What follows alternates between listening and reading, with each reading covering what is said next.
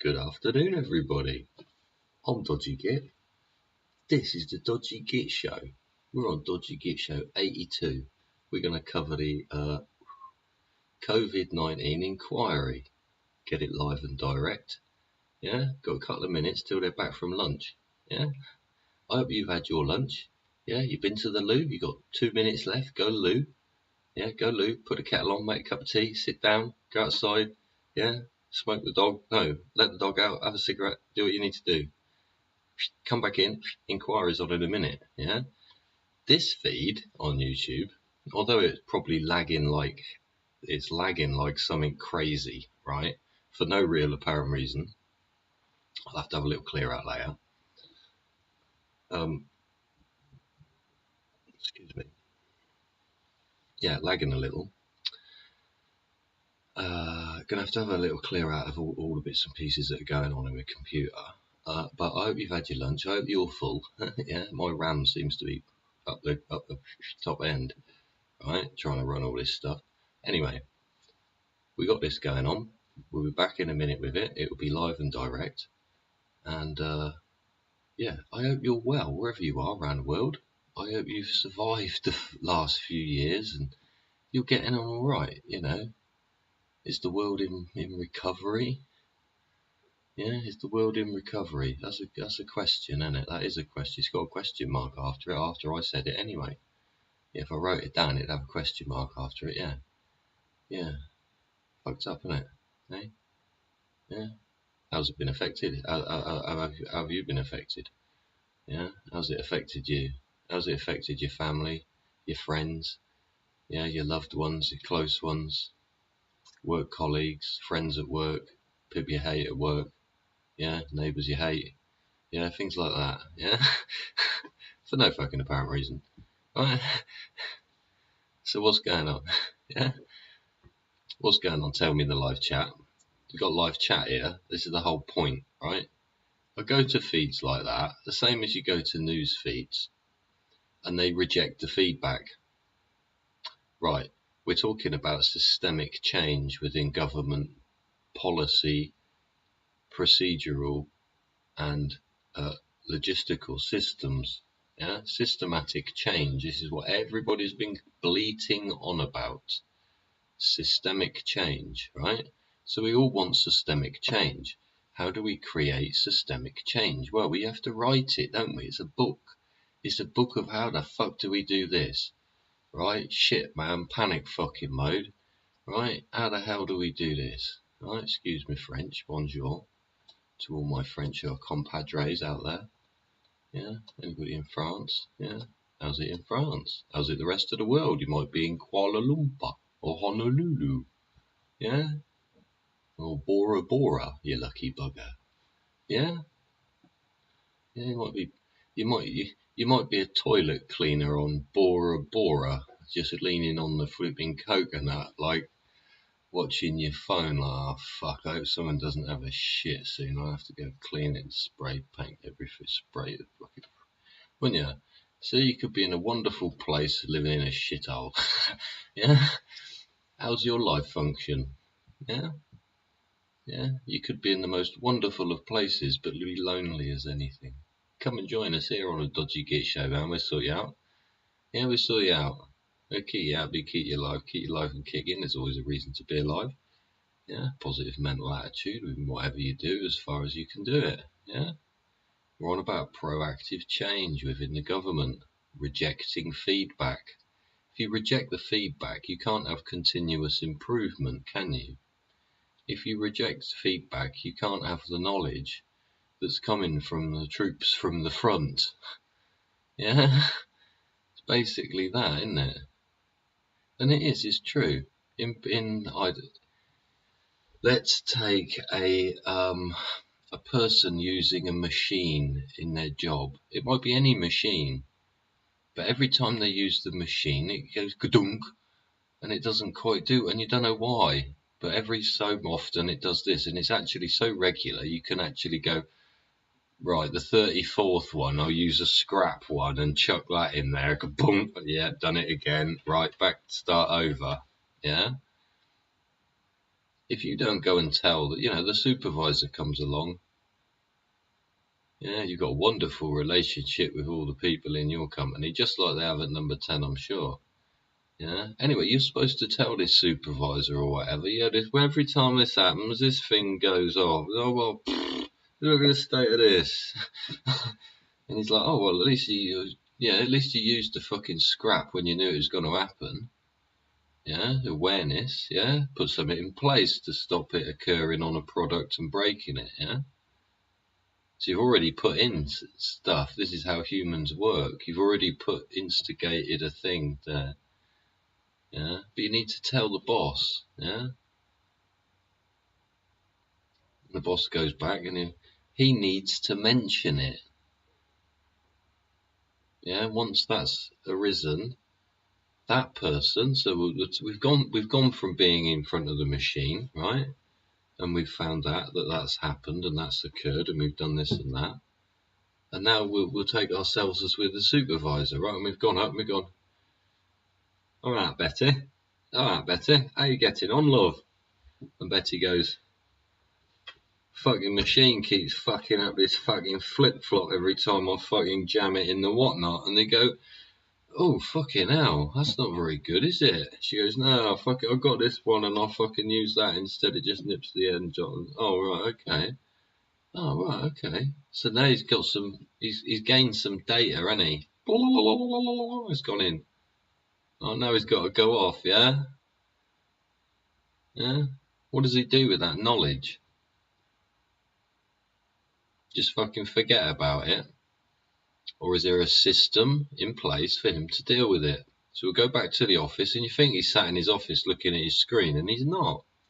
He's poking around at this screen, trying to figure out what the fuck the company have put in front of him, which is a report card or some shit like that, right? Daily report. Yeah? Name, rank, fucking number. Yeah? All this kind of shit. Right? We'll be back in the room soon. Let's just have a little refresh. Oh shit, look where we are. Hang on, let me just take you back a bit then. Yeah, see, right, we've only missed a couple of seconds. Let me transition you over. We're going back into court now, everybody. Welcome to the Dodgy Git Show. Thanks for tuning and listening. Here we go again. Is Hugo. Covid-20, page 1 of INQ 56226. Right, I got this chap here. He's a sir, not this chap stood here. This is Hugo. He's the KC. He's having a little chat with a bod that's coming up in a minute. I'll get my camera sorted out so I'm in the right side of the room, and then we'll go from there. But yeah, feedback is important. Embrace it from the people within your company. Yeah, take that information, feed it back into the way things are done. Yeah, differently. Things change, adapt. Yeah, be fluid. Yeah, then we'll get there. Anyway, here we go. He's gone to page 5.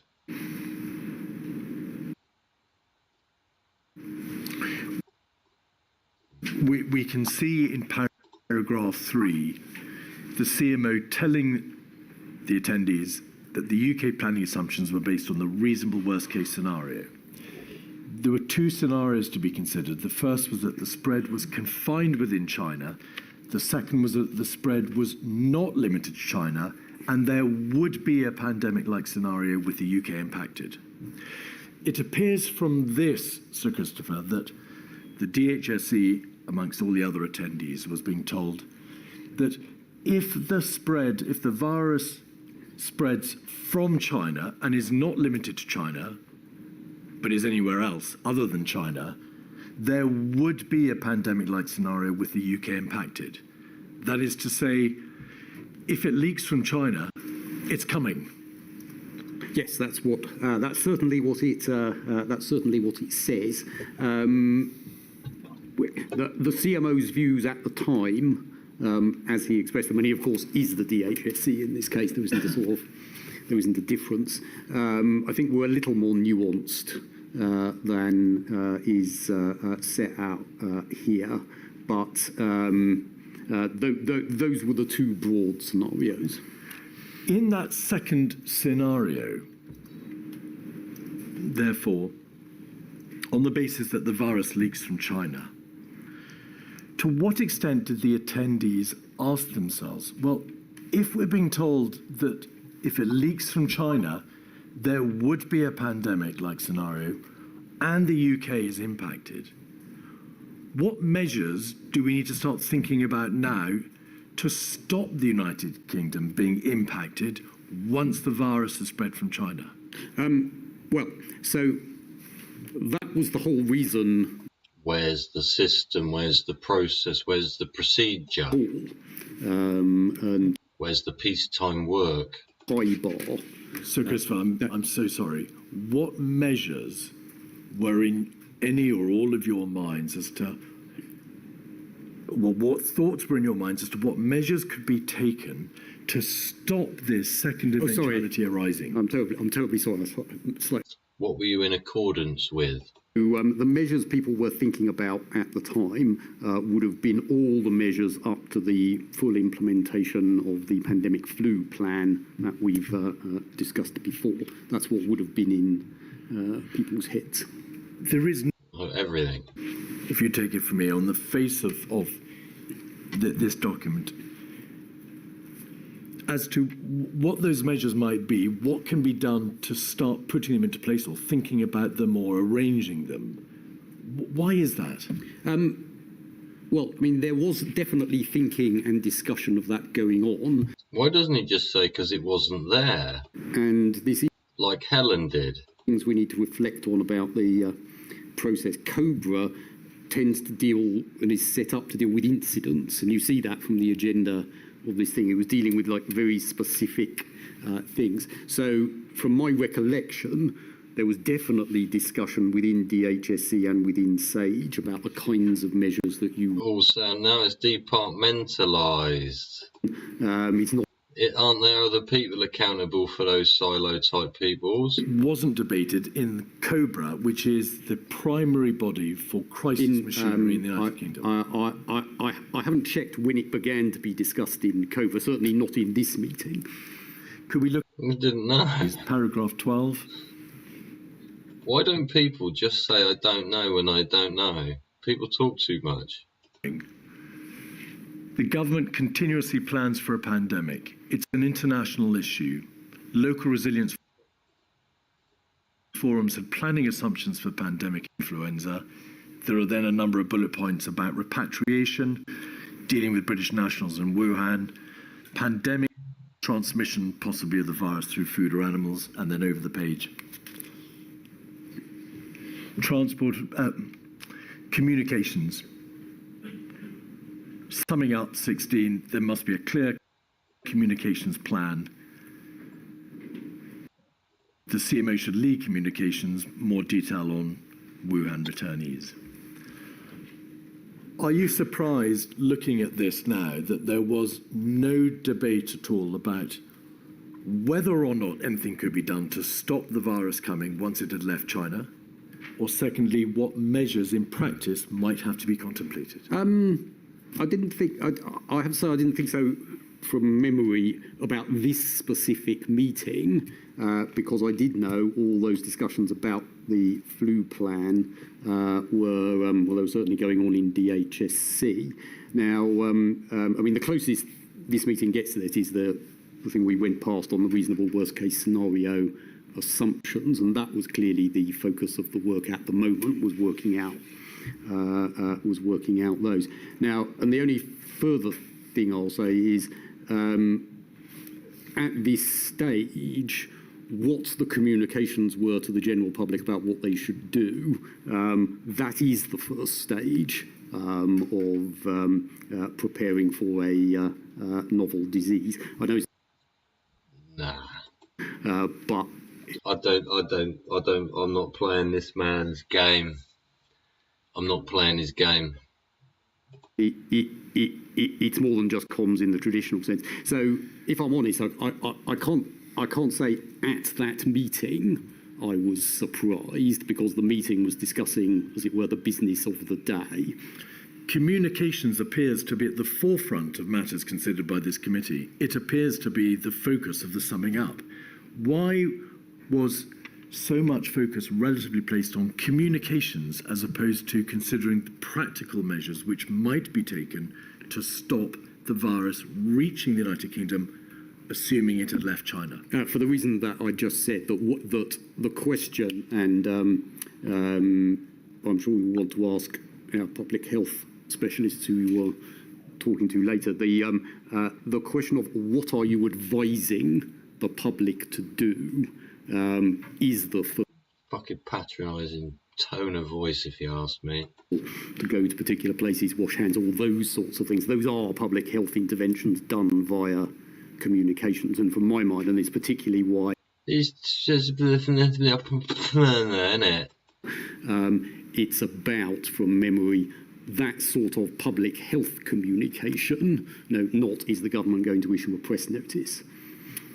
You've referred twice to the flu plan. Yeah. In summary, and is this a What's in between? Sir Christopher? The flu plan, upon which the government at this stage was still proceeding, Yep.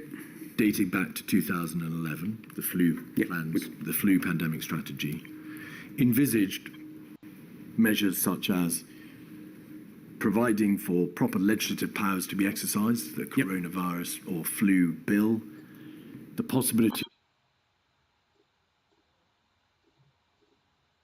of school closures, washing hands, and managing excess deaths. Were those the broad heads of the measures? Plus the communications bit. So what the flu plan envisages. Just yes or no? Are those the correct No. heads?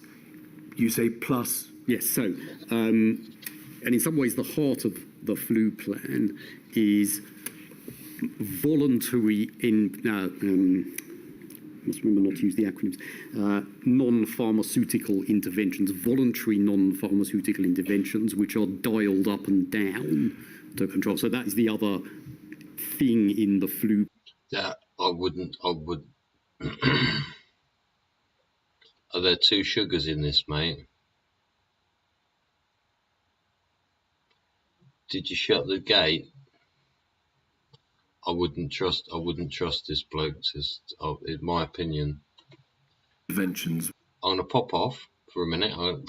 Tea, and I, idiot. I'm not exactly prepared, right? So I'm gonna pop off. I'm gonna leave you guys to watch this debacle unfold. Okay, and I'll be back in a bit. Thank you very much for joining me here at the Dodgy Git Show. I'm Dodgy Git.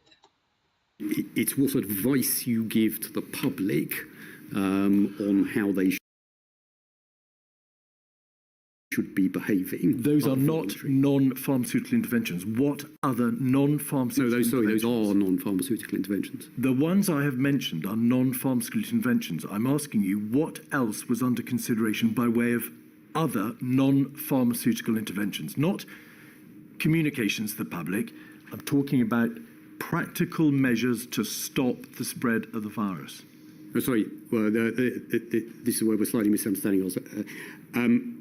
Advice to the public on how to behave are non-pharmaceutical interventions designed to stop the spread of the virus, is my point.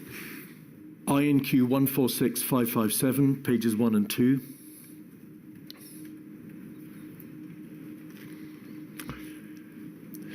This is an email enclosing minutes from a SAGE meeting. It is an email which goes to the Permanent Secretary at the dhsc.gov.uk. We can see that in the top right-hand corner. Would that have been you? Yes. Right. If we look down at the bottom of the page, we can see that Professor Sir Chris Whitty says, of the four scenarios, only two in practice are worth considering. The other is the opposite end of the risk scale and is our reasonable worst case scenario for which plans are also being developed. With R, the reproduction rate of 2 to 3, that's one person infecting 2 to 3 other people in an unimmunized population, mortality of maybe 2%, wide confidence, intervals around both of these and all other numbers, a doubling time currently of maybe 3 to 5 days, and an incubation period of mean 5 days. This could, within the next few weeks, emphasize that please, Sir Christopher, become widespread and turn into a significant pandemic relatively quickly. The chief medical officer was saying, in essence, was he not, we have a basic understanding of the fatality, of the reproduction rate. We've got a basic understanding of the mortality rate, and therefore we can work out how many people might die. A doubling time, and therefore that this could spread within the next few weeks and become widespread. With that information available, and with the knowledge from the Cobra meeting that once the virus has left China, if it leaves China, it's coming. Why were those two pieces of information not put together to reach the realization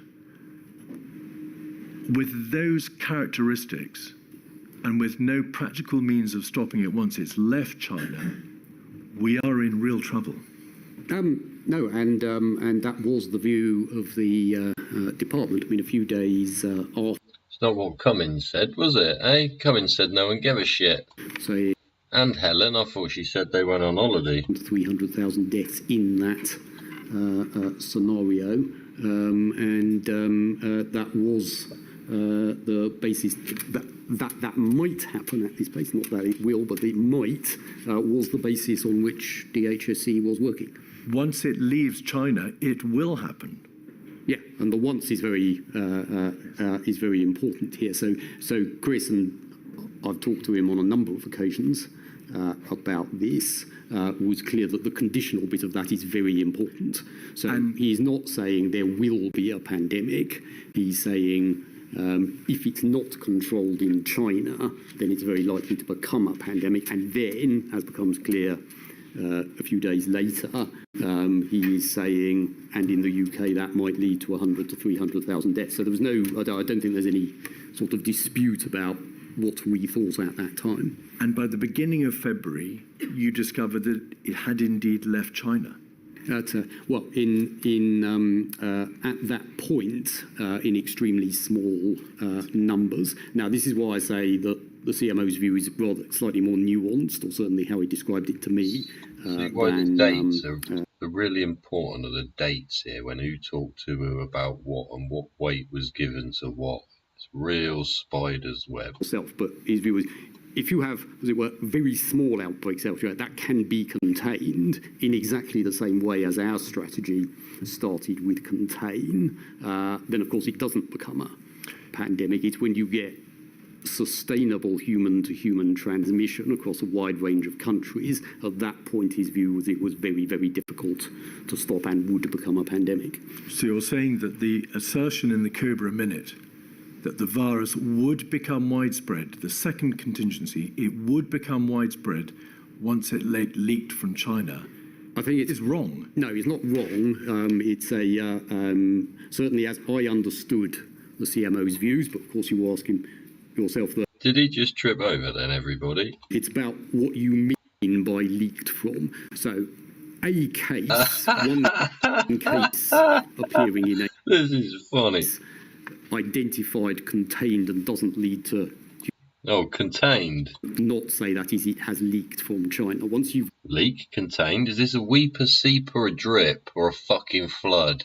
Side China, I think that's what he would describe as a leak. I mean, I'm slightly. Why am I like is I don't like talking for the chief medical. That was my understanding. That's right. I'm asking for your understanding. Yeah. INQ 146558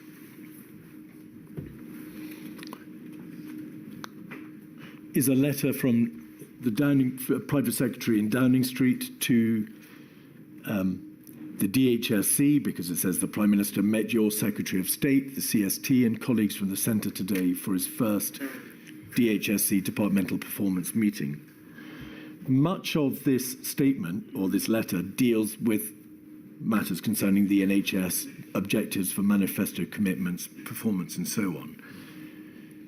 There was, however, in the meeting a short update on coronavirus, which appears to relate to the need to explain the plan, whatever that plan was, and dealing with travel restrictions. Why was so little time, relatively speaking, devoted in that meeting to coronavirus in light of the information from the Cobra and that email from the Chief Medical Officer saying the plausible scenario is once the virus leaks from China, it is coming? So I've covered this meeting in quite some detail in my statements, but the meeting was set up at the request of the Prime Minister to cover. Sir Christopher, I don't wish to be impolite. Please would you answer the question? Why was so little time, relatively speaking, spent on the issue of coronavirus during this meeting? Well, what time was devoted to what was the choice of the chair of the meeting, which was the Prime Minister. The Prime Minister. We had asked for coronavirus to be added to the agenda, and the CMO came specially, was not an original invite to the meeting because we believed that we should update on the status of COVID, which was done. How the meeting was then run in practice was a matter for the chair.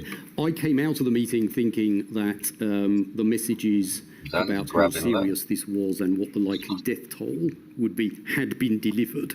So I wasn't thinking that our objectives for that bit of the meeting had not been achieved, even though it covers lots of other things. In my head, we were there to tell the Prime Minister this is very serious and the likely death toll, and to have been hear from the CMO, and that had all been achieved.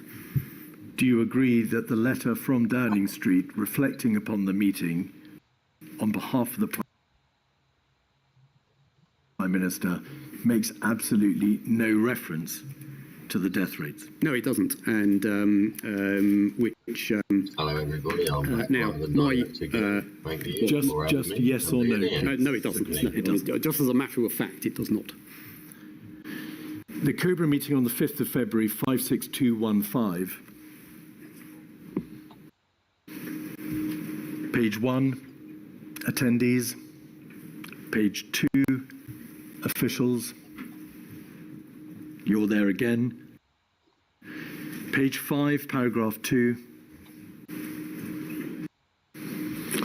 The CMO said, on average, individuals who died as a result of the novel coronavirus have spent between 7 days and 10 days in hospital. Really? The two most high-risk groups appear to be the elderly and those with pre-existing illnesses. Damn. I'm sorry, it deals with repatriation of those persons coming back from China. I think maybe item 4 deals with communication strategy, and item 3, reasonable worst case scenario. The Director of the Civil Contingency Secretariat set out the planning priorities. The following points were made: the need for a clear communication strategy, an emergency bill to support the UK's response, and the link between the devolved administrations and local resilience forums. Where was the debate about whether or not borders or a test and trace system or other practical form of NPI could prevent the spread of the virus if it came to the United Kingdom? Well, I think, and he's thunking again. Put the slides mentioned in paragraph 9. Deflection. That is the report of the planning that is being done for by everybody else. For the reasonable worst case scenario, which is that the virus has escaped from China and become a pandemic. So I think it is that bit of the discussion. Which, as we've discussed, talked in terms of washing hands, talked in terms of the possibility of Trying to keep up, guys. Sorry about all the clicking about. closing schools, talked in terms of how to manage large numbers of dead people and communications. And the things I mentioned earlier. Now, on the two things you raise specifically, so the closing of borders, and I can't remember the exact date, but our scientific and clinical advice at the time, and certainly the WHO's advice, was that closing borders would have not more than a marginal timing effect. So I'm not surprised. We've read that, that bit out. Yes, so I'm not surprised that was not discussed. And at this point, I don't think anyone in the UK was talking about an extensive test and trace system as being a possibility. Again, given the, at this point, I don't think we, I may get my timeline wrong, but this is just this is the point when the first tests are being invented, as it were. Certainly no one was talking about an extensive test and trace system at this time, so I'm not surprised it wasn't discussed. So is this the position? Border measures by way of screening for symptoms and the like, what was, and you, in fact, your department advised on the 21st of February, and the measures and the advice were accepted on the 22nd, of January. The advice was accepted by the Secretary of State on the 22nd of January, to the effect that symptom screening at borders was unlikely to be particularly effective, yes, and would only secure a few days' delay, if that. Yeah. There was a recognition that there was no testing system scaled up or in place. Well, other than the first few hundred index cases, there was no real test trace system, was there? No. And that was because under the 2011 pan-flu strategy, it was understood you don't need and you don't have to have a test trace system for dealing with flu. Correct? Well, basically, yes. Right. As I say, at that point, there's no testing infrastructure at all. So, yes. Doctrinally, because of the latent period, the incubation period, the characteristics of flu, there's no point having a test trace system. You take Tamiflu, an antiviral, and you wait it out. For this virus, which you knew was not a flu virus, where was the understanding that you did need a test, a massively scaled up test trace system, if there was to be any practical means of preventing the virus from reaching the United Kingdom and spreading? That came much later. Why didn't it come then? Well, because at this point, I'll say I can't quite remember the timeline of the actual creation of tests. But it's around diagnostic. If you forgive me, now, the United Kingdom on the same day as South Korea invented a diagnostic test for coronavirus. It was in fact the middle of January, but there was no scaling up of the test and trace system beyond the first few hundred index cases until well after. Yes, no, that's correct. And at this point, the scientific advice we were receiving.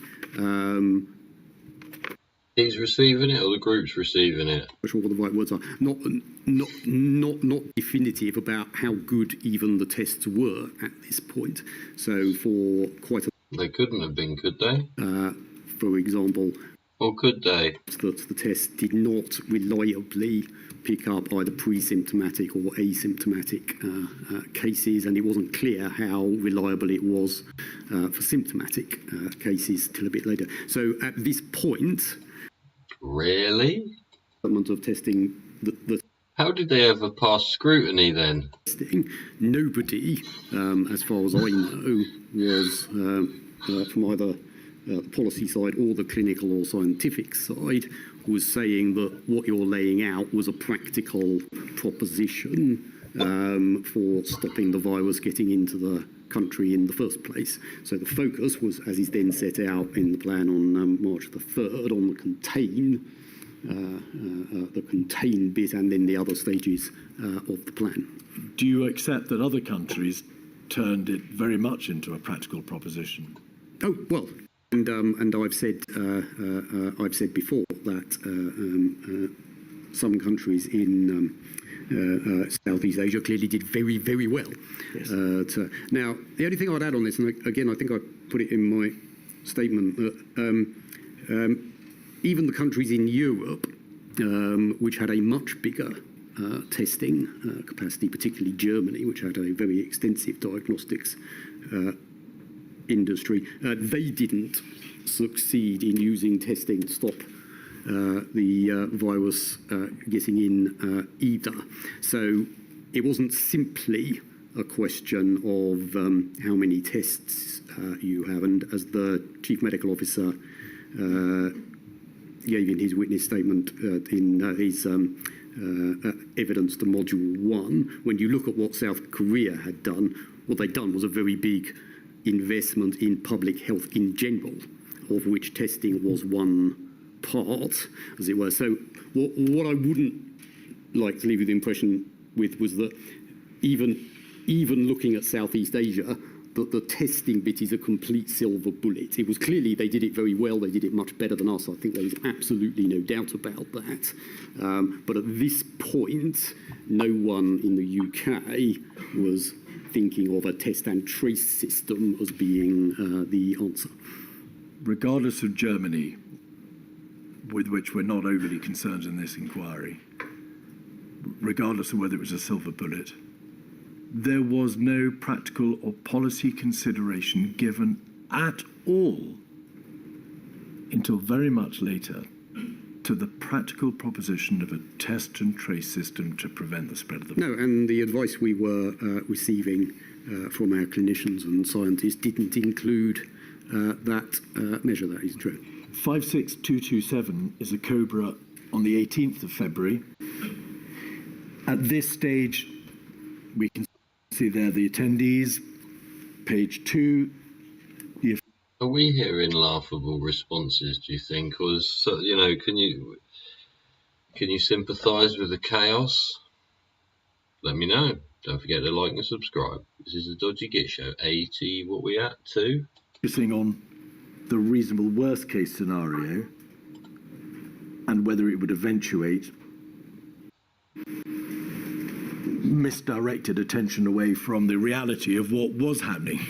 But those description on paragraph 2, there was a risk of onward transmission. Escalation to a global pandemic remained realistic possibilities. Scrolling back out, please. Repatriation, paragraph 4. Paragraph 5, the repatriation of nationals and the possibility of infection from persons entering the United Kingdom. Scrolling back out. And then going to the next page. Legislation. So again, a debate about the legislative basis for anything that might need to be done. Scrolling back out again, the following page. Planning for a reasonable worst-case scenario, the Director of Civil Contingency Secretariat said that there was work to be done to create a clear plan of activity across the United Kingdom government from the moment of sustained transmission to its estimated peak. If you're right, Sir Christopher, that there was already thinking about NPIs and what measures reflective of the existing flu strategy or additional to the existing flu strategy could be contemplated and imposed. Why was the COBRA still at the stage of just talking about the need to create a clear plan of activity? Well, I mean, what it says is there's still work to be done, which there definitely was. The work had begun, but it had not finished. But I think the situation is exactly as described on the page. You were obviously closely engaged with Number 10 and Downing Street and the Cabinet Office through these late days in February, were you not? Yes. How effective was the working relationship at ministerial and at official level? And again, I've done this in some detail in my witness statement. I believed that in terms of relations at official level, actually throughout the pandemic, they were good with the Cabinet Office. And at political level, and we've discussed some of this already, they were rather more up and down. But we felt we had good communications, that we got a hearing, that we'd engaged with the Civil Contingencies Secretariat, that COBRAs were happening, all those things we had asked for. We felt those relationships were good. You say in your statement that conflicts and tensions were time-consuming and consequently affected the efficiency of the government's response. So it appears you accept that to some degree, but we mustn't over-exaggerate it, the ability of the government to respond was adversely affected. Yeah, I mean, and it won't surprise you, I thought about my words here extremely carefully. So, and it's exactly as I say in my witness statement. So I don't believe, and I've never believed, that the core decision-making of which NPI to implement when in this period, this March period, was affected by any of those issues. It was my recollection at the time, and when I've reviewed the evidence, you can see the golden thread from the scientific advice we were receiving to the decisions that the government made on NPI. So I thought that core bit was following a proper process of advice, etc. What was affected by the issues that you mention was exactly as you said. It was the efficiency of the government machine to do a number of other things. Right. We had two, and I think I raised, and it's in the evidence, two very specific practical things that went wrong that made us less efficient. One was meetings being called by several different bits of Downing Street and Cabinet Office at the same time with the same people on the same subject. And the other, which I have some text exchanges with Tom Shinner and with Mark Sedwell on, is multiple commissions on the same issue. And in one case, I think there were 2 or 3 commissions on a procurement issue, which turned out none of them were what the Prime Minister wanted, and we wasted an entire day. So there were definitely, I'm not disputing at all, there were definitely those sorts of issues.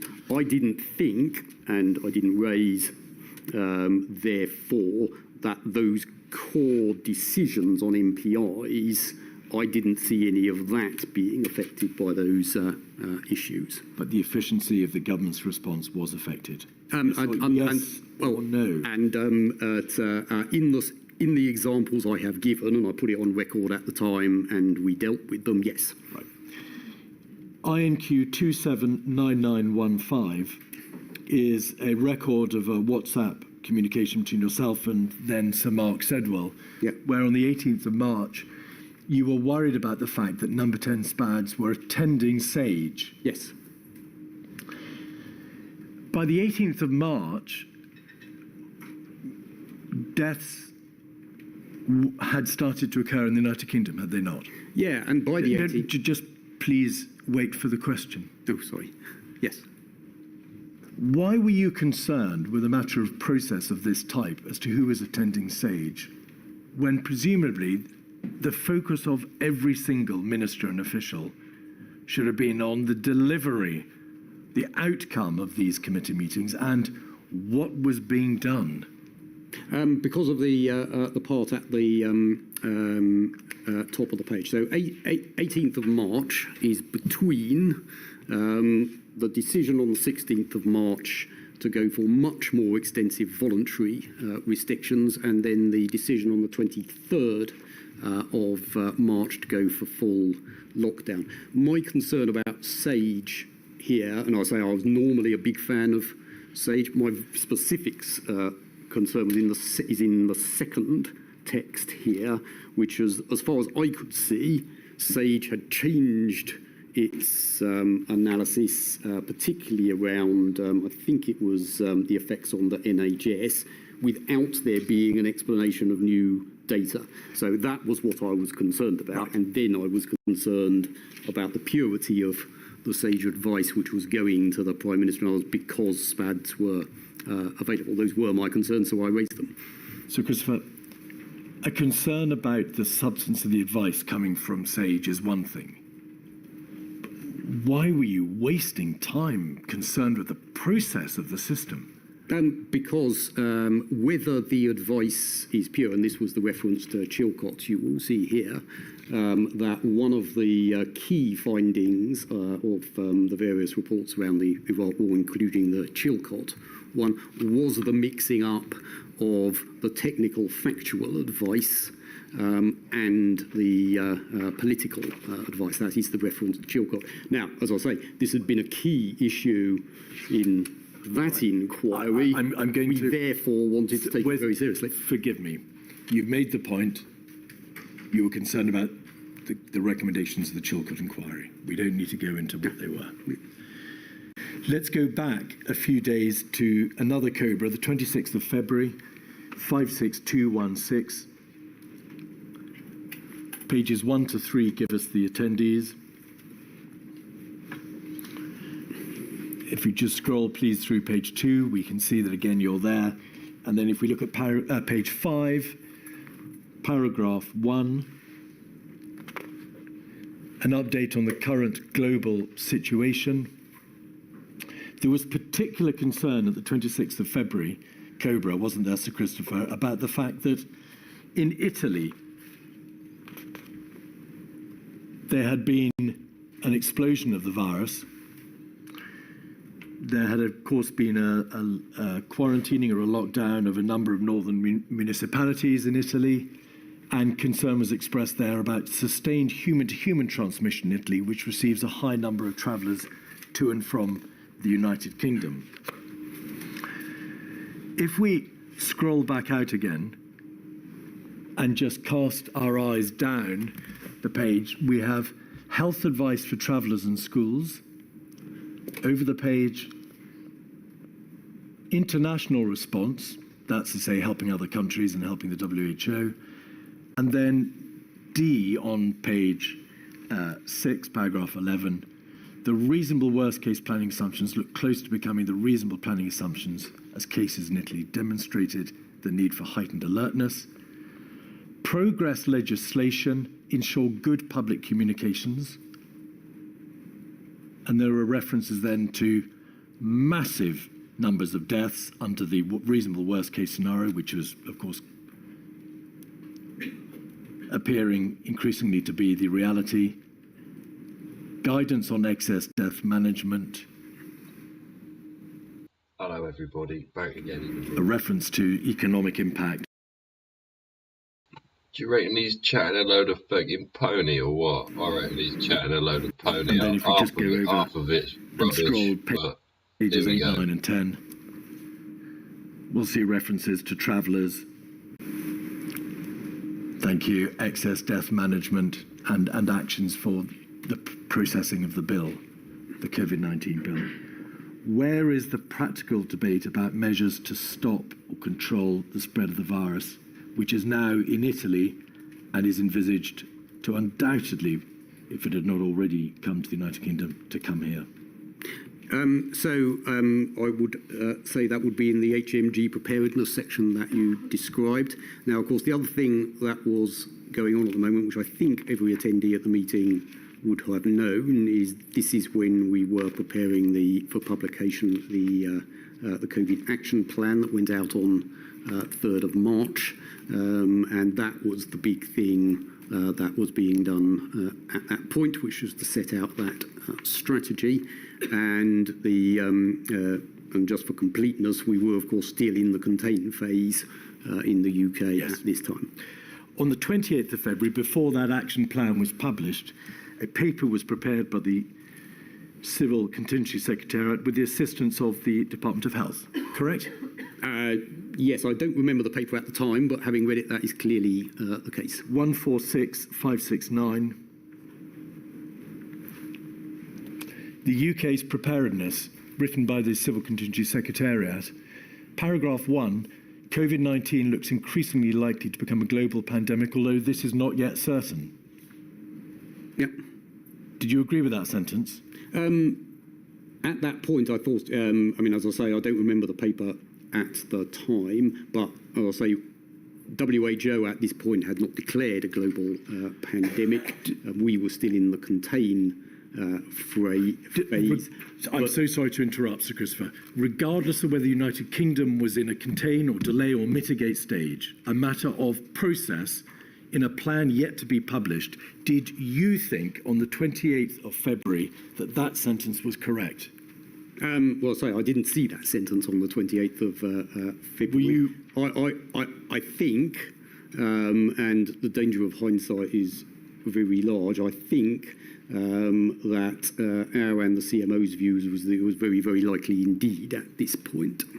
So that crucial document setting out for the first time in this form the Civil Contingency Secretariat's view, the crisis machinery's view in government of the UK's preparedness, starts with a sentence of vital importance that is materially mistaken, in your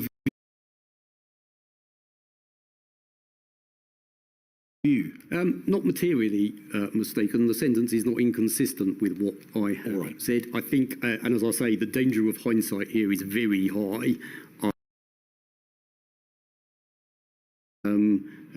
I and the CMO would have, and particularly the CMO, would have made it stronger than that. This geezer taking a mickey. Completely honest, my danger of hindsight. He's trying to convolute the question without even answering it. The CMO's view was that it was very, very likely indeed at this point. Yeah, no, Where's the hindsight in that? No, well, it's very easy to say on a particular date a view was X, which I can't evidence. So I'm giving you what I think is my honest view. The UK's approach, which isn't even agreeing with the way that he constructed the question and presented it to him in the first place. He's convoluted it. Small number of cases here. Arms crossed again, look. When you, your department, your officers, your officials read this document, what answer did they come up with to the question? How is the United Kingdom to currently contain the small number of cases here? Well, let me put myself. So, at this point, when you've got a small number of cases, you can contain via contact tracing, and that is what was happening at this. Do you think that? And I've listened to him for a while now, right? And you imagine trying to deal with this guy at work. Yeah? Is he one of these freaking polluting fucking long-term fucking snuffers that fucking like should have been shifted a long time ago, or what? It's very, very difficult to fucking figure out what the fuck he was actually doing, isn't it? It was described by a number of, Sorry, bring up the speed. But the exact date. 106, 107. That he commissioned, but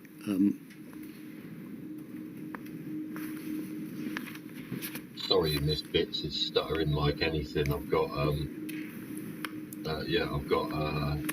10th of February from somebody in the Exchange Administrative Group.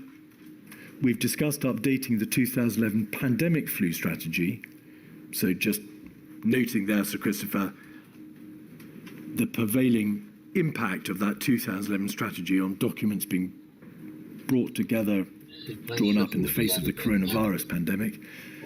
I want to flag that the Secretary has commissioned for this week a coronavirus version of the strategy document. Ooh. There are many pan-flu supporting strategies which are more recent. I can't read that. You'd have to be watching. But this is an additional ask, and so on. Yeah. So on the 10th of February, an action plan designed to deal with the fast-moving, new, novel, viral pandemic was sought to be introduced, to be drawn up. Yeah. So have they done the procedure then? They've done all If you look, please, at the minutes of the meeting in which that direction was made, 279883. That was quick. Especially You will all these, see, different people to deal with. we're building a campaign site which will be the public window for the plan. We'd like to get the site launched next week. And then over the page, please, page 2. Interesting, isn't The it? Secretary of State wants an acronym for the plan. Thanks for There was a giving me debate the about contribution. how you describe the mitigate phase. On timings, he'd be happy to publish on the 24th of February. However, later that week or up to the 2nd of March would also be fine. You were aware that the position was changing rapidly, hour by hour, day by day. They just got a women What there was of the the week. point on the 10th of February of commissioning a report that wouldn't be published until up to the 2nd of March, by which time, no doubt, events had moved on radically? See, Well, and from memory, this is why it was extremely difficult to finalise the plan, because you were updating it for events as you went. So as you went. I was confident, and indeed we had the Chief Medical Officer sign off the factual accuracy of the plan, that the plan Somebody else did it. at that point, obviously something that if it had been written on the 10th of March and then published on the the 10th of February and published on the 2nd of March, it wouldn't have been. When the report, the action plan, was published, Why wasn't it highlighted in all these meetings? Why did they agree it and sign it off? How did it get past fucking due diligence of all of them? control and secondly, delay. Contain. That's a contain, I apologise, contain and then delay. It's bizarre. Spy MO had by that date formally acknowledged sustained community transmission in the United Kingdom, had it not? Yeah, there was a scientific debate going on at this point. I mean, the actual decision on when you move from contain to delay was taken by, I think, the Chief Medical Officer, and don't have it here, but there were a series of Somebody else's fault again. debates about whether we were still in the contain phase, moving into the delay phase, and that decision was finally taken on, I believe, the 12th of March. But was it a seep, a drip, or a weep, or a fucking torrent? Part of the government scientific advisory process, Spy MO, had already formally acknowledged that there was sustained community transmission within the United Kingdom, Yes. i.e. Yes, but that was not. Yes, but that was not the whole of the scientific advice we received. As I say, there was a scientific debate going on at this. Oh, right. So you can just pick and choose, like I said earlier. So you can take all the gossip and reject everything else. Department's action plan, or at least an action plan to which you contributed. Yeah.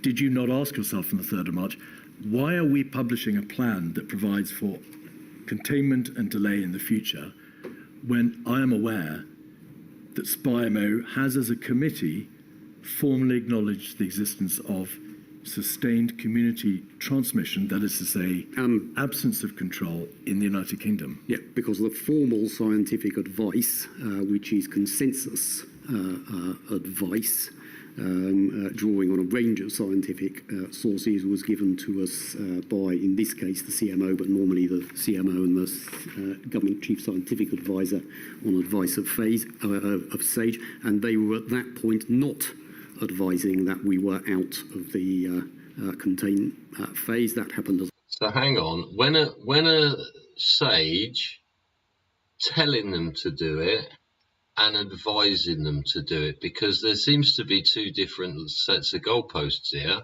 Not, of course, depend on whether or not the WHO had declared a pandemic or not.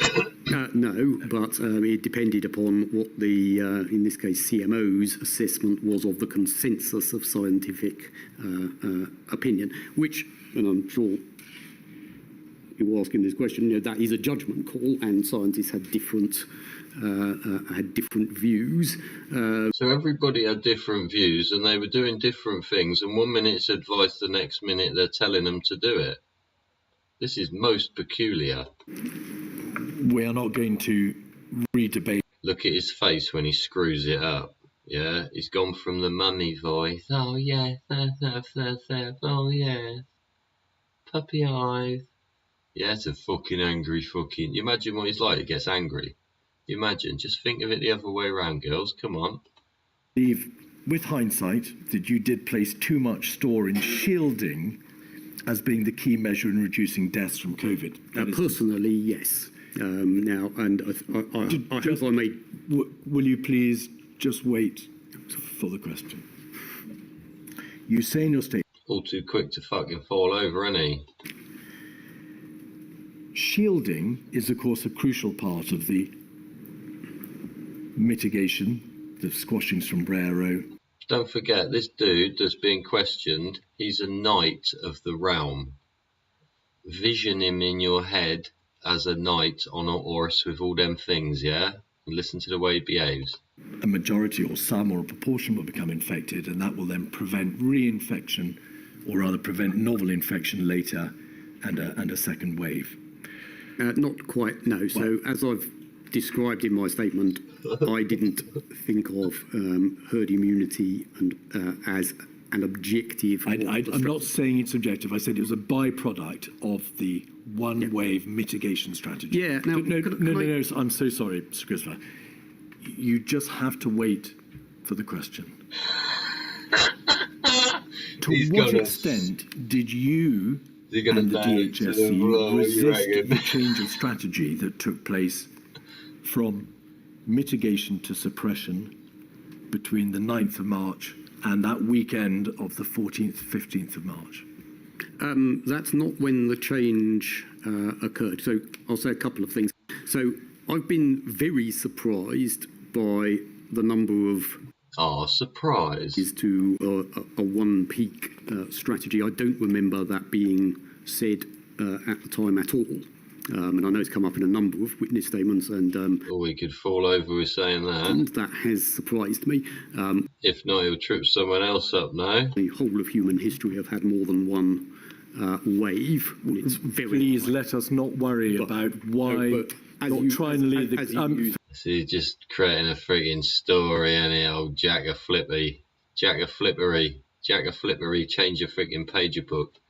Now, why, if you did, and you maybe you did not required, and then began to pursue? I don't think I did resist. The change happens, and I set this out in my witness statement, of my recollection, between the 16th of March and the 23rd of March, and as I understood it, basically up until the 16th of... He's getting annoyed. Still following basically the flu plan of voluntary, at that point quite heavy restrictions, and then between... Now don't tell me he was on holiday as well. The government switches to legal restrictions, which become known as lockdown. I've set out in my statement why I think that change occurred. I don't think I particularly, but I don't think I did resist that strategy, and I don't think DHSC did. I think there was a general move in government that the position we established on the 16th, in line with the scientific advice at the time of heavy voluntary restrictions, wasn't going to be enough, and we switched to legal restrictions on the 23rd. Do you agree that from the 1st of March onwards, there were scientists in Imperial College London, the London School of Hygiene and Tropical Medicine, with this infection hospitalisation rate, with this number of people in the population, there is going to be a massive wave of deaths? Yes, there were definitely scientists saying that, and the debate, and this is very important, was about the timings of restrictions, not that there would need to be so. And the clearest description of this is at the Cobra on the 12th of March, where SAGE sets out, and Patrick Vallance describes this very clearly, the MPIs that were being considered and SAGE's recommendation on which ones should be done now and which ones should wait a few weeks. So on the 12th of March, the government accepts exactly what SAGE, via the government chief scientist, has advised on which NPIs are needed at that precise moment in time. When Sir Christopher, did you realise, as was an inevitable part of any reasonable worst-case scenario involving 800,000 deaths, that it was that reasonable worst-case scenario that was coming to pass, and it would inevitably involve the swamping of the NHS? I can't put a specific date on it. I agreed, and I think I've said this in my witness statement, I agreed with the SAGE advice that we received on that day. It made sense to me, given the data, and as I say, and you'll see this very, very clearly in the minutes, that the debates were not about would we have...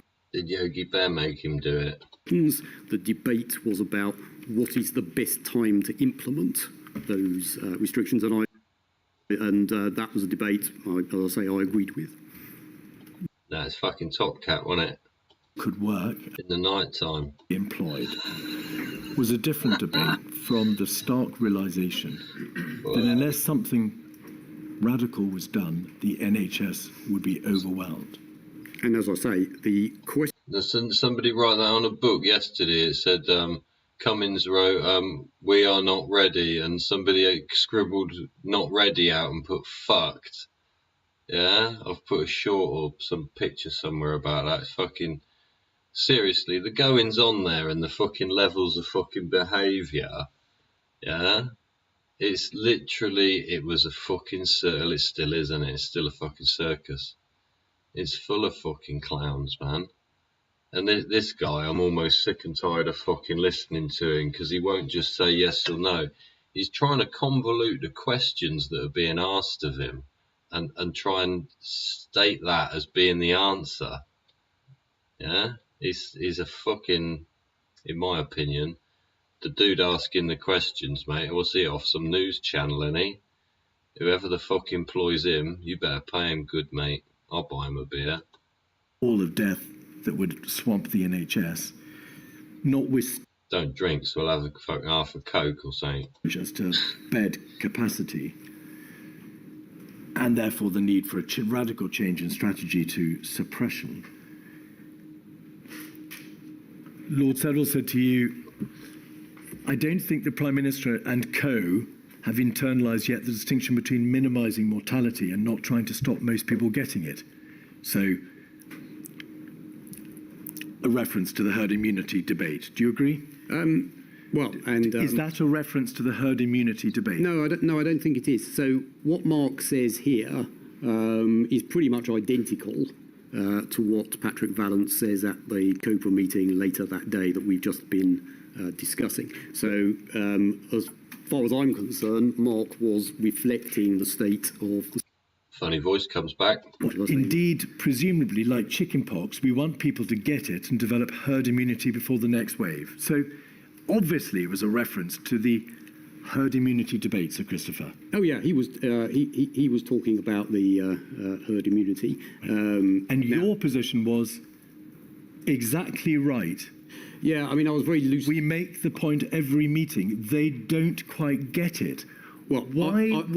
That is Christopher still wedded to the mitigation herd immunity approach in the face of the emerging scientific evidence, the advisory evidence commissioned by your own department? I would refer you to the very clear scientific advice from the body. I think this bloke is a fucking arsehole, actually.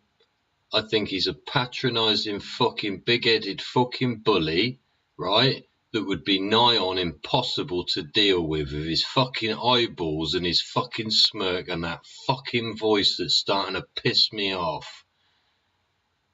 It's exactly the fucking reason that shit doesn't fucking function, people, in my opinion. The most vulnerable.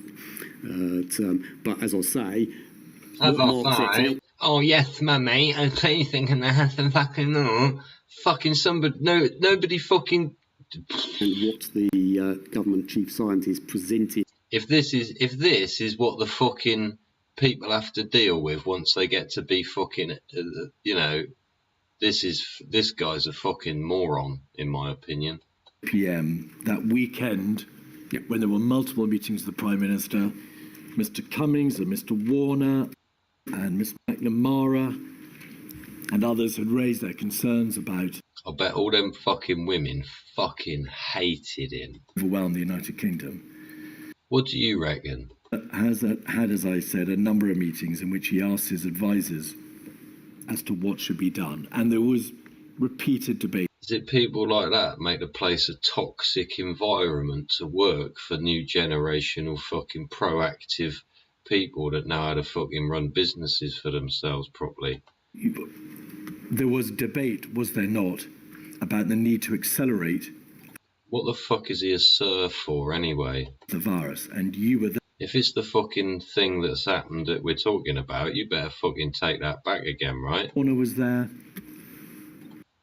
Mr. Cummings' witness statement, there is a reference to you when Sir Patrick Vallon said, we must change course, we must accelerate practical measures, we must suppress this virus, it's going to overwhelm us. That you were incandescent. I got a ticking off indirectly from the permanent secretary of the DHSC. Yeah, and I have to say, well, and as I've said before, I have huge Here he goes. for Patrick, and he was clearly referring to something. I do not have any recollection Oh, I can't remember, miss. of the government chief scientist. I clearly said something I bet you got a fucking bollocking. to think that, and as I say, That's where you're keeping your head down, innit? so perhaps That's why all the fucking girls hate you. people I know, so I'm not denying as well. But I don't recall doing anything as described there. It may have, Oh no, of course you don't. and I think it says, I haven't got the thing on screen, but I think it does say indirectly, so it may have been a miscommunication. And in terms of that, Who says that? sorry, I don't have it on the screen. I thought you said indirect. He's fucked himself up. Bombshell of needing to move fast. I got a ticking off indirectly from the permanent secretary of the DHSC. He was incandescent. Got a ticking off indirectly. Yeah, so even What? say I don't remember. How has anybody here ever got ticked off, told off, got a bollocking indirectly? Fuck off. Was, and I don't know what they're referring to. Now, in terms of the meeting itself, No, just pause there, What please. a fucking I convoluted. haven't asked you about the meeting generally. Seriously. It became apparent, and more people signed up to the change of strategy, that there had to be more stringent measures imposed. And there were measures imposed on the 16th of March. And then, of course, firstly, consideration had to be given, time had to be allowed to seeing whether those measures work. Correct? Secondly, the government had to be able to have. So he clocked it, he went, yep, twice and interrupted him. So he played him at the next one and then he didn't say yep and then he had to ask him to say yep. And so. And now he'll be a fucking he's playing silly buggers, yeah? Convoluted fucking arsehole you wouldn't want in your office. no, and an my actual recollection of the An actual meeting, no. Maybe that's an was honest that answer by the then. end of the meeting, where there'd been a, as you say, a robust debate about what the right thing to do was, Or maybe it's my bang recollection was everyone had coalesced around the actually rather extensive package. Especially said bang on and shut his hands round himself immediately. Yes, Right. and as far as I was concerned, the meeting and all the participants in it had, by the end of the meeting, Now he's waving his hands around like a wand. a right set of things to do. And the DHSC was tasked an overarching plan for how these measures would work, what needed to be done, and of course envisaging any further possibility. I hope you're enjoying yourselves here at the Dodgy Git Show. Yeah, seeing how we do it here in England, we scrutinise people's behaviour if they fucking suspected of fucking it up badly and fucking putting lives at risk or killing people. March. 20th of March. The actual work that went in to the battle plan had begun considerably before that. I think basically from the point of the strategy. So we were able to deliver the battle plan back. I think the 22nd. Now we didn't develop it from scratch over those 2 days, as you would imagine. So it was the culmination of what they say they've produced, which is bullshit, which is why they fucking failed. Within the department. All right.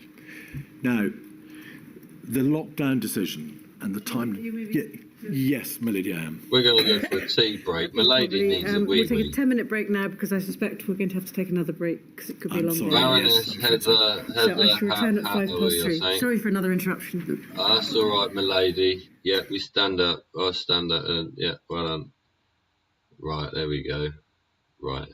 10 minutes, everybody. Leg it out for a fag. Cigarette. Leg it out for a ciggy. You can go and put the kettle on. Yeah? Yeah? Put the dog out. Yeah? Put the dog out and let the dog back in. Yeah? Feed the cat. You feed the cat. Put that washing load in. Yeah? Put the washing load in. You could do that. Let's have a little shunt. I'll shunt myself back in the room for all you wonderful folks out there in Never Neverland that is the world that we live in, our illusion, dream, isn't it? Hey, dreamland. We're all in dreamland, yeah? There's a big pile of fucking steaming shit, and there's me fucking whoop, on the up, yeah? Or is this fucking what's just been going on in this debate thing? Ain't a fucking debate, is it? What is it? He's an indirect bollocking. Is that like volunteering for your slave to be shot instead of you? Fucking hell. What a fucking load of shenanigans, eh? Truly is a truly complete. What was my friend at work would describe it as? Yeah, and Andy, my mate Andy from work, yeah, is fucking cool, man. He would describe it as a cake and arse party. It's a fucking cake and arse party. And what a place. Can you imagine? See, I've had some tastings of had to deal with a few folks that had to fucking do a few bits and pieces in that sort of region-y realm of the world, sort of industry-wise, right? And it's interesting because it's like everybody aspires to get there and they'll do anything to create their lifestyle, to create the availability to be able to do so. And then when you get there, you're literally just fart-arsing around. You're just fucking about. It's absolutely incredible. It's incredible how you're fucking getting away with it. I don't think you are now, though, are you? Because your little team of fucking merry men, you know, with all your this and fucking something or other that. Oh, fucking Lady Heather there, she's going to come and kick your ass. Yeah? She'll probably just say, oh, well, lessons need to be learned. And all that sort of jargon, eh? Sort of thing she'll come up with. But it's important, I think, that we have this space, like what is the Dodgy Git Show, you see. We're having an hour and 20 minutes in mid-interlude, you see. She's popped off to the loo. She's getting an ice cream, innit? Eh? Nan's just popped to the loo. Yeah, there she is eating a fucking 99 behind the fucking chip van. Yeah. Yeah, we know you, miss. Yeah. Yeah.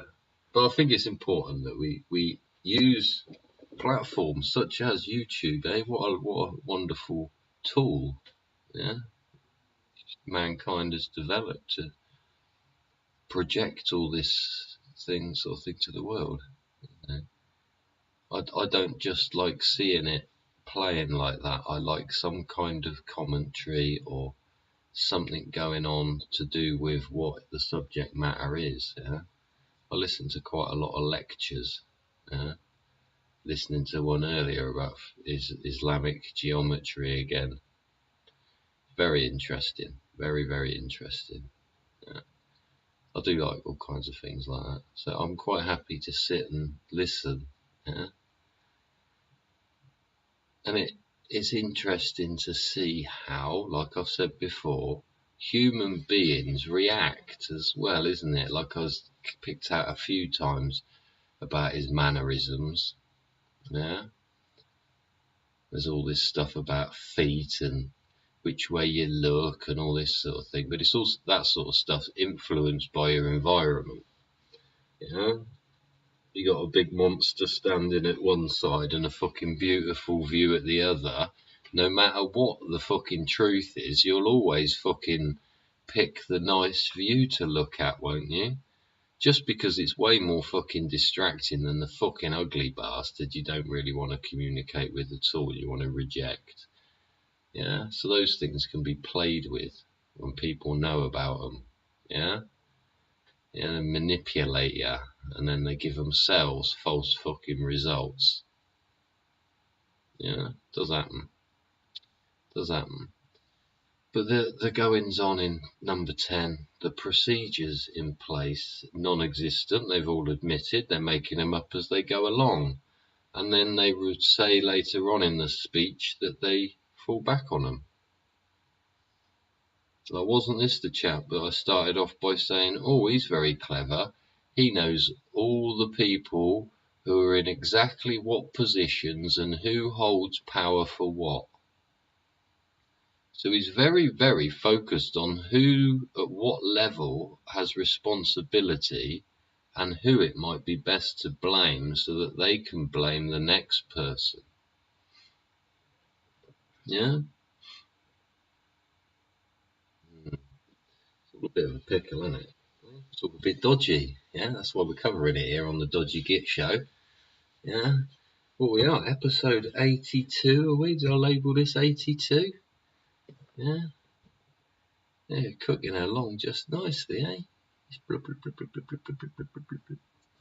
Hmm? Thanks for joining me wherever you are. Yeah, you might be the other side of the world. Yeah, you might watch me later on. Yeah. If you watch me later on, like this is the way shit gets done in England, basically. Yeah, where everybody is pissed off. So there's been a vote and there needs to be an inquiry. So now there's an inquiry because it got asked of an MP to go and say, we want an inquiry. So now, after all those MPs have stood up, yeah, which wasn't as many as you would expect, right? And now we're going in to have the inquiry. I'm not sure how much it's being covered. Yeah. Not sure how many other vloggers are covering it. They might be doing a far better job than me. Their computer probably doesn't do the stutter rap, so. But you don't have to look at the pictures. You just listen to what's going on, I suppose. Yeah. Pictures of, well, what is it? A couple of bods sat in court, and my ugly mug here filling a space. Yeah. What we got? So we're 6 minutes in. 6 minutes in. Yeah. Ever been to court? Yeah. Civil or lawful, criminal, whatever it is. Yeah. Notice that it's all set out like a boat, isn't it? It is, it's like a boat. It's like the cheapest, strongest made castle. It's got boats in it. It's like a harbour for boats, isn't it? A court.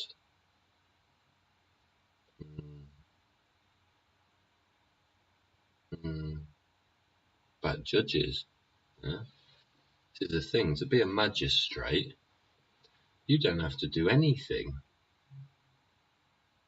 You know, magistrates is a voluntary role to be a magistrate. You judge people. You might judge some fucking seriously fucked up people. You might judge people wrongly and have a big effect on their life. Yeah? You might not be able to have that ability to question something. Can you just think, oh no, we'll just go along with it because it fucking saves us a few quid? In actual fact, you just created a fucking absolute fucking monster that wants to fucking tear the heart out of your country. Yeah? What do you think? Yeah? Are you the maker of your own destiny or what? Are you? There's a thing for you. Out of fucking nowhere. You freaking fathom up what the fuck you want to do with yourself, innit? Can't sit there scratching your fucking ass, can you? Eh? Think about what you want to do. And fucking make it happen. Yeah? Think about what you want to make happen and make it happen. Go and do it. This whole thing, and this is the fucking why society seems to become gleefully entrapped in a systematic system of perpetual rot. Yeah? To the point the government can't even fucking tie its own shoelaces. Yeah, what have we bred? Yeah? What time have we spent? Yeah? Educating on what needs to be available for the country to function properly. Which is fucking at least half intelligent fucking people. Yeah? Live and direct at a fucking Covid-19 inquiry. Yeah? They go on about manipulation and this, that and the other. All you people out there watching this, concerned with the way humanity is being treated, go and read Silent Weapons for Quiet Wars document stamped at the top secret R-110. Go and have a read of that document, that's interesting. Yeah, 10 minutes. I bet Her Majesty's coming back in a minute. After I'll kick the cat off the chair. I'm gonna miss it again though. There we go. See, missed it because we didn't refresh. See, they're lagging, or am I lagging? Anyway, welcome back to the Dodgy Git Show. Let me just oh no, there we go. Welcome back to the Dodgy Git Show. I'll just try and click us back. Oh no, I think we're about right, hang on. We're about 30 seconds behind. I think they've moved in already. I'll just get myself nip behind his shoulder. I'll transition us over and then I'll unpause the noise. There we go. There was not long enough between it and the national. Thanks for joining me, everybody. Thanks for sticking by. Here we go again. Lockdown to be able to tell, which is why I phrased my statement in the way that I did. I think, and there is, from what I have seen, there is some evidence that the wave was already beginning to turn because of the 16th of March package. But I say we will never know because we introduced the 23rd March. The back in a tick, peeps. Statement, the reasons why I think the government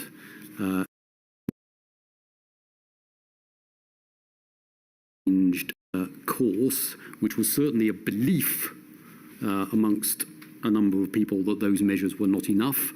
It was seeing lockdowns all over Europe and us being out of step. And it was a sense, driven by a lot of the media reporting, that people were not complying with the 16th of March things. So in my mind, it was those three reasons. Yes. But just to be clear, I don't know, and we can't know what the effect of that 16th March package would actually have been. But you accept it is at least possible that had those 16th of March measures been thought of, conceived and imposed earlier, and I emphasise possibility, then there may have been no need for a lockdown. We just don't know. That is certainly a possibility. And as I've said in my statement, with hindsight, we were at least a week late at all points of the MPI decisions. I agreed with the decisions at the time and the timing, but looking back, we should have done each of the things on the 12th, 16th, 23rd, if we had got to the 23rd at least a week earlier. Should the government have changed course earlier? If it had, then of course whatever measures were imposed on the 16th of March might have been imposed earlier. Yep. And there may have been an earlier realisation that there were no other practical measures open to it. Should the government have understood the position and changed course earlier? So, and I hope I've been clear about this, I think the decisions based on the scientific advice were completely rational at the time, and I agreed with them. With hindsight, I would agree with you that we should have imposed them earlier. We should have what, sorry? So with hindsight, I agree with the proposition you put to me that we should have imposed them earlier.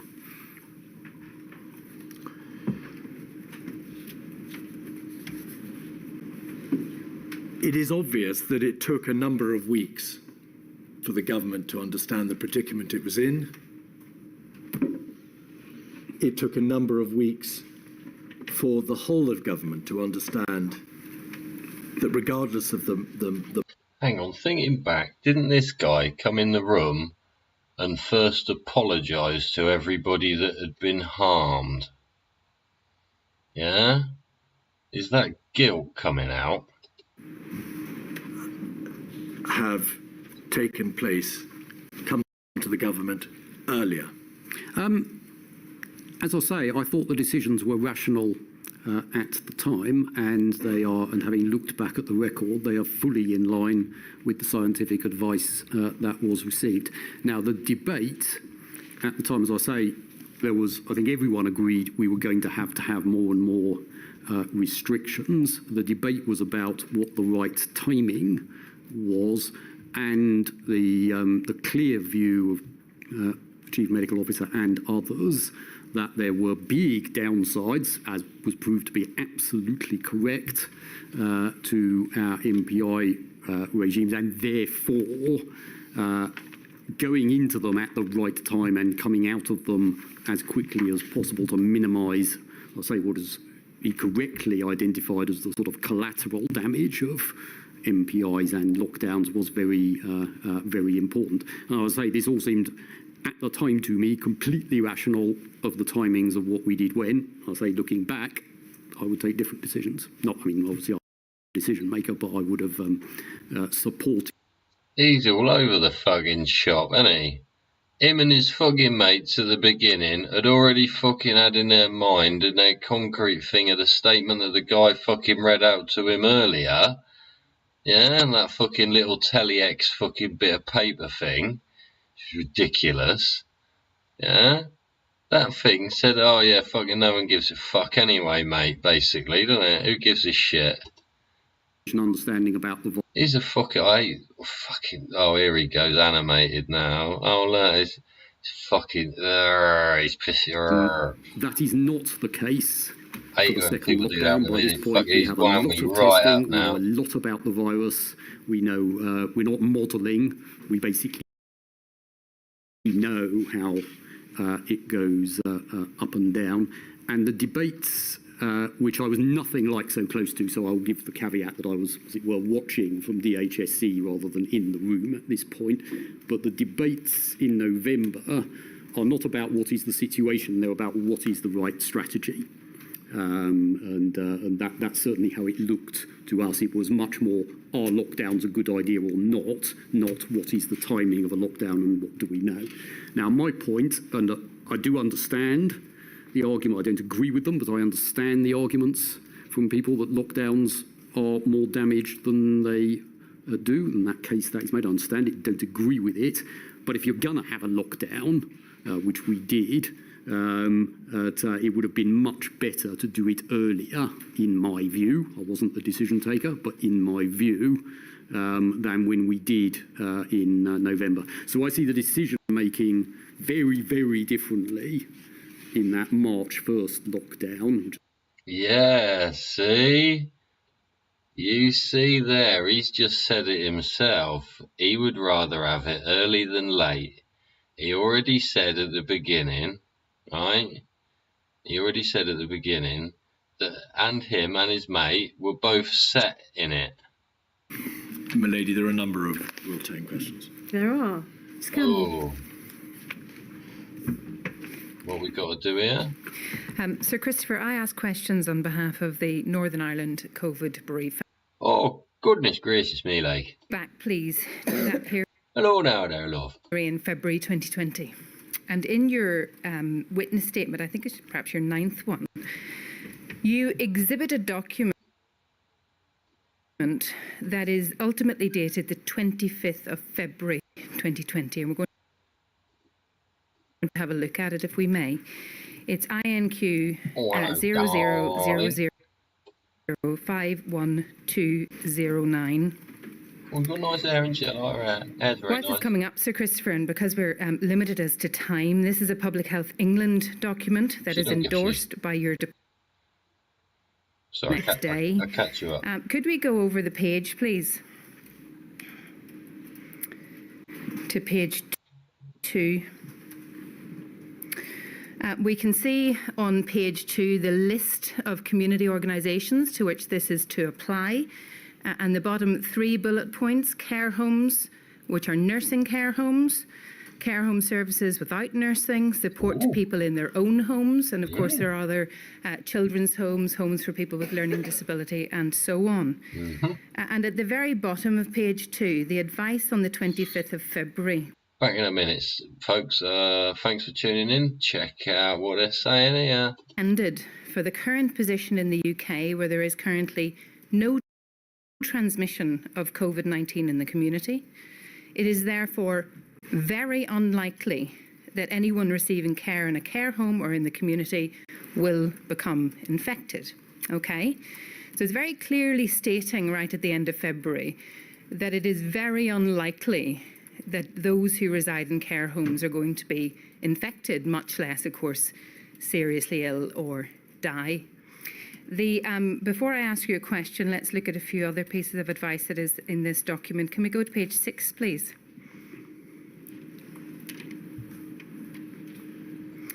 Quite like a mature woman. It is reiterated in the top paragraph of page 6. Last sentence. It remains very unlikely that people receiving care in care home or the community will become infected. And page 12.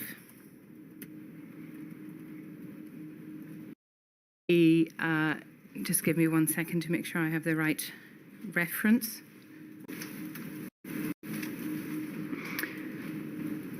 I'm so sorry, I'll read it out to you. I just can't say it Oh, come on now. as it appears on Come on now. Come on now. the screen here, but on page 12 it's repeated. Currently there is no evidence of transmission of COVID-19 in the United Kingdom, and there is no on screen, but your department at the same time on the 25th of February 2020 had published a situation report, a daily situation report, and you'll be familiar with those. Isn't that right? I suspect so, yes. That report indicated that as at the 25th of February, fewer than 6,800 people in the UK had in fact been tested. But of those tested, there were 13 confirmed cases domestically, okay? It also indicated that the situation internationally was that China was experiencing widespread infection, causing by that stage some 2,700 deaths. The situation in Italy was rapidly deteriorating and deaths had started and doubled overnight. And of course, the situation in the Diamond Princess was that short of 700 people had become infected. Okay? You've told us in your evidence today that as at the end of January, She's I think she's he'll be in trouble with her. we're in real trouble. Isn't that right? As we covered earlier, yes. Yes. Why is it then, Oh, see that face smirk? 25th of February 2020, when the situation internationally was grim and that the virus had arrived domestically, you were telling the care home sector, or at least endorsing the advice, that risks of infection were very unlikely and that there was no need to do anything at the moment? Because that was the clinical advice at the time. So, Oh, here we go. See, he's changing the goalposts. in Fucking hilarious. It's not. England, It's as fucking it was, sick. were believed to be very Bit low of indeed. smirking as well. So, as I Bollocks. understand it, this is a description of what the situation was at that time. It No, was that's not a bollocks. prediction of the future. I think that's so bollocks. I think if read out, I mean, obviously this was signed off by a number of clinicians, not by me, but I think everything that you have read out is entirely consistent with the actual number, believed number of cases in the UK on that date. But of course, Sir Christopher, once the virus arrived in the UK, you knew and your department knew that we needed to be acting on the reasonable worst case scenario basis. Isn't that right? Well, at this point, Sir Christopher, the numbers, I'm quoting your evidence from this morning to you.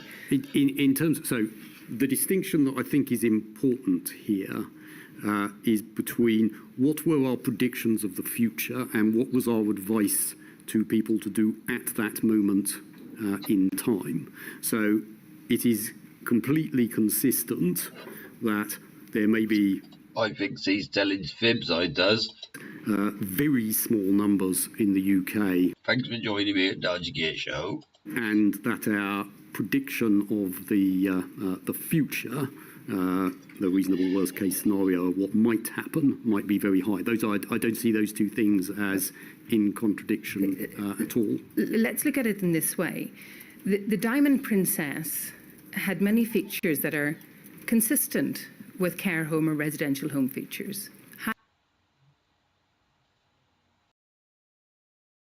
High occupation, high occupancy, a lot of people sharing facilities, staff going from room to room, and perhaps even demographically an older age group.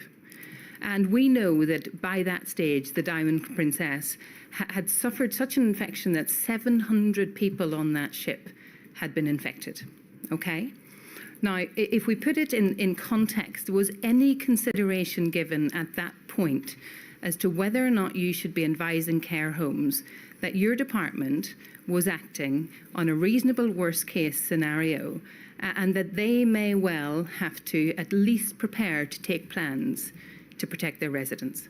Well, you've displayed how this document was put together and who signed it off, and what you've just described was not the clinical advice that we were receiving at the time. Well, can we put up, please, document 47541?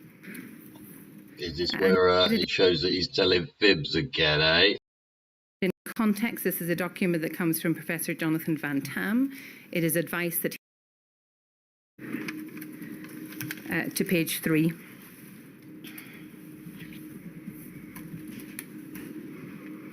The heading is Significant Spread and Transmission in the UK.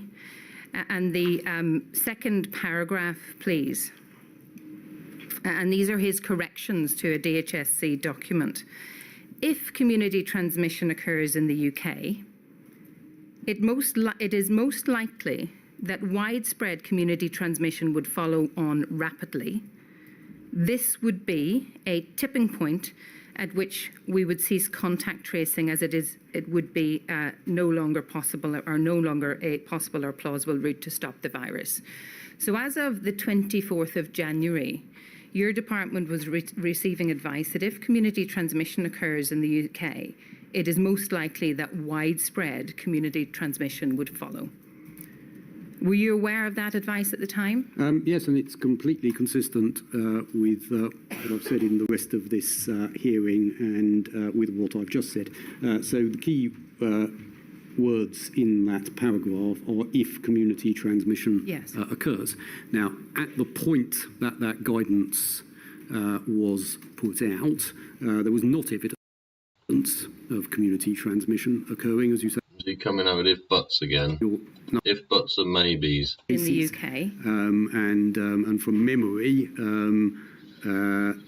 they were at that point largely imported cases, and we didn't have evidence of community transmission. So I think the guidance is completely in line with what Professor Van Tam has written, which is not surprising given that, as you showed at the beginning, the guidance was signed off by the Office of the Chief Medical Officer, of which Jonathan Van Tam was a part. So I don't see any inconsistency here. You say you didn't have evidence of community transmission at that point in time. There had been fewer than 7,000 tests. We had 13 confirmed cases. You knew what had happened internationally. You knew what had happened on the Diamond Princess. Would it not have been safer to operate on the basis that there was at the very least a risk of widespread community transmission starting from around the end of February and continuing well beyond? Well, I can only repeat we were acting on the clinical advice that we received at the moment and at that time, and I'm sure we will cover this in great detail in future modules, but in essence there were no... How many modules we doing, man? Is it like if we pass, we get a certificate? So it's been widely reported the damage to individuals that isolation, Here I am. Here I be. I'll be here. non-pharmaceutical interventions, lockdowns. I'm going to...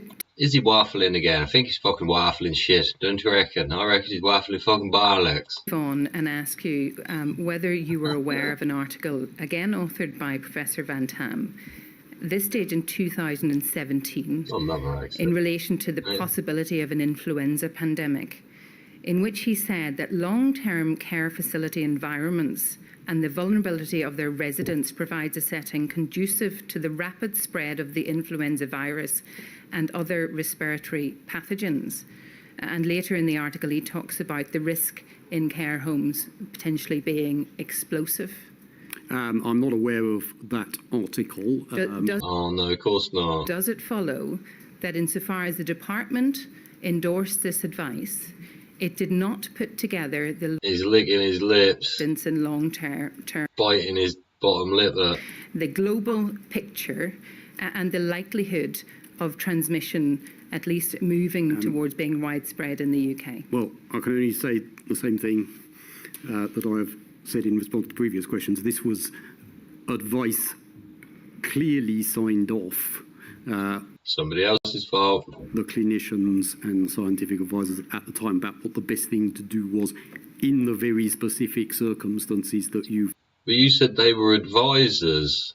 They're external contractors, right? Transmission, and therefore the kinds of things that you're describing were not triggered. I mean, I get the point you're making, but my answer is it were the same. That this is what accountable managers are accountable for, right? So the advice to those who manage care homes is do nothing, don't worry, any risk is very small. And I think at that particular moment in time, that has proved to be correct. Now, obviously, later in the pandemic, and as I'm sure I will be giving evidence on this in the future module, that position changes completely. But at this particular moment in time, I haven't seen anything to suggest that that advice was incorrect or out of line with our scientific advice at that time. Sir Christopher, one more topic, if I may, because I'm sure I've overrun my time. Can we please put up INQ 000106319? This is a paper produced, again, by your department. We understand on the 31st... See, this is stuff that's going through his department, right? ...line comparison. Can we go quickly, please, to page 2? PPE. It's in this module. Where all the money is made, right? Procurement of Person who made all the people that went on the gold rush, right? Nobody made money on the gold rush. Who made the money? Person that sold the fucking shovels. that to deal with the problem of a lack of PPE or a risk of lack of PPE, FPP3 respirators, which had been recommended to be one per patient interaction, was to be changed, and those who work in intensive care were to wear one over the course of 2 hours. Do you see that? Yes. And you would accept, no doubt, that that would mean many patient interactions and indeed colleague interactions potentially within that 2 hours. I should say I am not an expert in infection control at all. So I'm not asking you for your expertise in infection control, but you do know that those who work within intensive care facilities may well encounter several patients and several colleagues over a 2 hour period. yes. So it works. And if we go down, please, to gloves, one per It's people working in the place. proposed to be changed to one per 2 hours. So again, those who work in those Look at this intensive one. care circumstances are to be wearing a single pair of gloves per 2 hours. Gowns. And in relation to surgical theatre gowns, one per patient interaction is to be changed to one per 4 hours. Do you see that? Yes. Were, so far as you know, ministers told that PPE, in order to prevent a crisis in availability, was going to have to be worn for longer and worn for multiple patient and colleague interactions in order to extend its usage? Sorry, were ministers? Yes, yes. They were aware of that, is that right? Yeah, I mean, this was being widely debated. It was You see that bit I was circling, right? issues list. We were very worried about. Costs. I think Charge. How much can we earn? check and give you the How much is it worth? answer. How long they got left? Several meetings, What they in for? Well- possibly daily. So Anyone give a shit? I did. Were you aware Any racial fucking prejudice or fucking religious prejudice brought in there anywhere, you reckon? Huh. and staff? Oh, I couldn't tell you. Now, Well, those are all my questions. Well done, love. Well done, love, yeah. Fucking well done. There we it's go. not in your fault, Ms. I'll turn Campbell, my but volume down a we bit. have There really, we go. we've got another Bit better. witness to get through this afternoon, so sorry to interrupt you. Mr. Metzer. Thank you, Your Honour. On behalf of the long COVID groups. On the 17th of July 2020, it was confirmed by email that the DHSC had plans to raise public awareness about the long-term effects of Where's COVID-19. my head gone? But it was only I'm alright. on the 21st of October 2020 that the DHSC finally launched its one and only video on indiscriminate risk of long COVID, which was directed at young people. Why was there a delay of over 3 months in publishing the single awareness-raising video on long COVID? I don't know about the video. I can go and check, but there have been a lot of activity on long COVID before that, going back Now to the we go 5th with of June, when the NHS issued its first guidance on the aftercare needs of inpatients recovering from COVID-19, and then the Secretary of State holds a round table on. It take 3 months to get the 3 months, freaking longer than that, 4 months maybe to get the info in. Feedback, see, feedback, proactive change. As I say, I don't know about the video. I can find out, but there was a lot of activity on long COVID before the dates you're describing. Leave this video aside. There was no reason, was there, to delay the accompanying press release? Again, I couldn't tell you. I can find out. Yes, please. Do you agree that this one public health video over 3 years was insufficient to warn people, including parents, of both the symptoms of long COVID and that long COVID is caused from infection of COVID-19? I think if the video had been the one thing that had happened, I would agree with you. But as I've said, there was an awful lot of other activity on long COVID. From when it became apparent after the first wave that this was going to be an important thing for the country and for its sufferers. So, I mean, I'm terribly sorry, I can't really focus on the video because All right. I don't. I'll ask you a more general question. Do you agree overall that the information provided was insufficient to warn people, including parents, of two things: the symptoms of long COVID and the cause of the fact that long COVID is caused from infection by COVID-19? No, I don't. I mean, there are other witnesses from my department and related who it will be, your questions will be better answered than particularly the clinicians.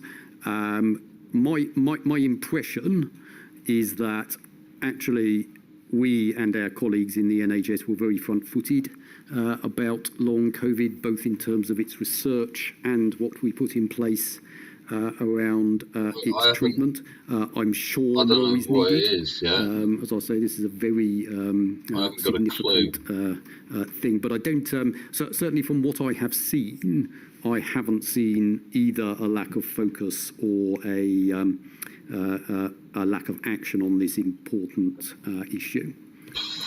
Please put up 61266, bottom of page 2 and the top of page 3 under item 5.